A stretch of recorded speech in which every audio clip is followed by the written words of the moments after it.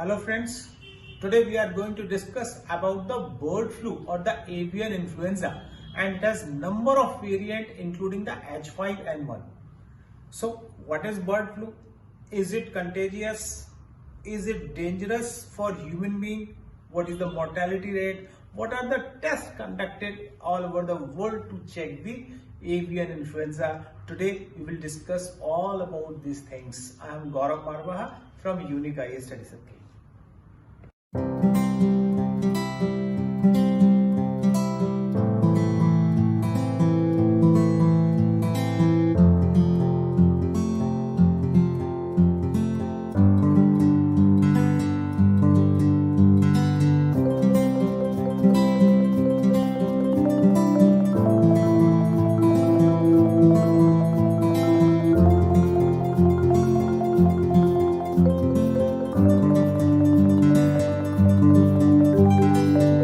So hi everyone, today we will discuss a bird flu which is spreading in our country.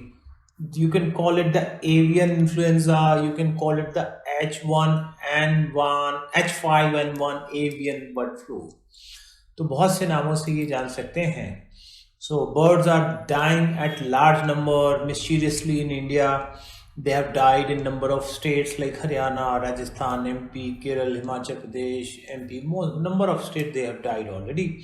So initially it was thought to be mysterious, but now the exact reason is known to everyone, and that is because of the bird flu or the avian influenza. यानी पक्षियों में पाए जाने वाला एक प्रकार का flu, एक तरीके से एक प्रकार की सर्दी जुकाम कह लीजिए. सो ये जो एवियन इन्फ्लुएंजा है इसके बहुत सारे वैरायटी होते हैं. उन्हीं में से एक खतरनाक वैरायटी का नाम है H5N1 और चूंकि पक्षियों में होता है इसलिए इसको एवियन कहते हैं और इन्फ्लुएंजा इसलिए कहते हैं कि एक तरीके का उनका सर्दी जुकाम है and it is caused by a virus.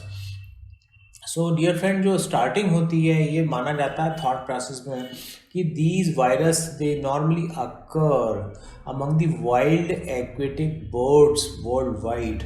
जो पानी में रहने वाले जलीय बर्ड हैं वहाँ से स्टार्ट होता है, फिर ये जो लैंड में रहने वाले बर्ड्स हैं उनमें आता है और इसका फिर ह्यूमन जो ट्रांसमिशन है वो वैसे रेयर है. But if there is a human transmission either through mouth either through nose और आइज तो फिर ये डेंजरस हो जाता है और मॉर्टेलिटी रेट भी इसकी हाई होती है.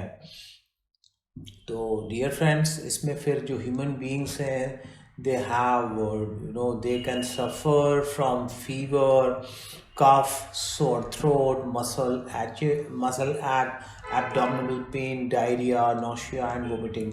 तो इससे जो ह्यूमन बीइंग है उनका सर्दी जुकाम खांसी और उनका गला ख़राब और पूरे शरीर में टूटना, हाई फीवर आना और सांस लेने में दिक्कतें आना, ये सारी प्रॉब्लम इससे हो जाती है. आंखें लाल भी हो जाती हैं, न्यूरोलॉजिकल डिसऑर्डर भी हो जाता है, थोड़ा सा मेंटल अल्टर्ड हो जाता है, सीजर्स भी आ सकते हैं, तो ये ख़तरनाक भी हो सकता है. और H1 जो N1 है उसकी मॉर्टेलिटी रेट बहुत हाई भी हो सकती है. ये अच्छी बात है कि ह्यूमन मतलब एवियन टू ह्यूमन ये this is not much contagious, ये ना बहुत जल्दी नहीं फैलता ये. सो ये आजकल जो है इंडिया में बड़ा चर्चा में है और अभी इसके लिए जो टेस्ट होता है दैट इज़ RT-PCR टेस्ट.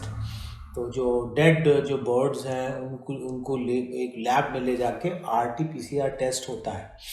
और अभी जो national institute of high security animal disease Nishad करके एक सेंटर है भोपाल में, तो this centre has clarified that India में जो बर्ड्स हैं उनमें एवियन इन्फ्लुएंजा हो चुका है. और एक और इंडिया में इम्पॉर्टेंट लेबोरेटरी है Indian veterinary research institute Bareilly, उसने भी इस चीज़ को कंफर्म कर दिया.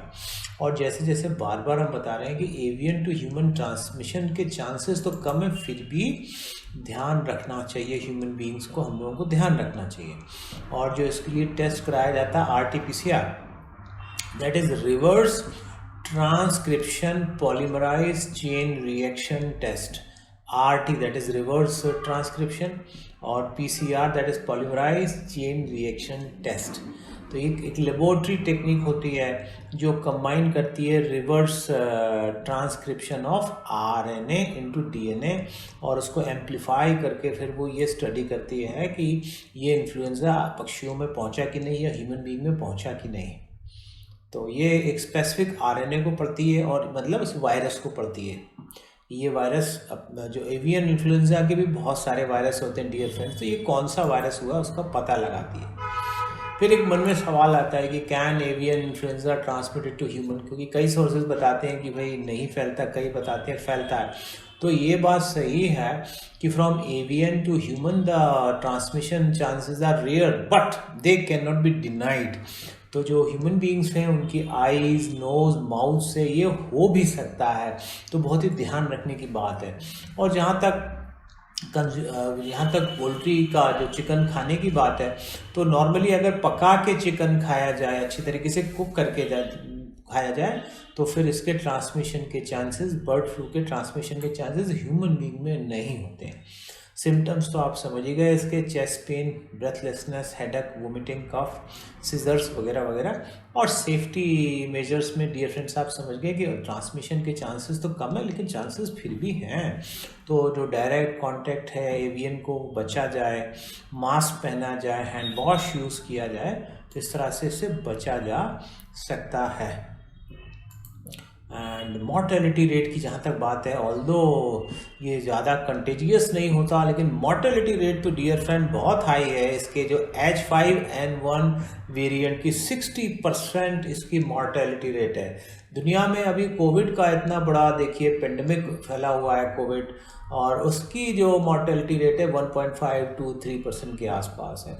बट जो कोविड है वो कंटेजियस ज़्यादा है, और जो एवियन इन्फ्लुएंजा है ये एनिमल टू ह्यूमन, ये कंटेजियस नहीं है।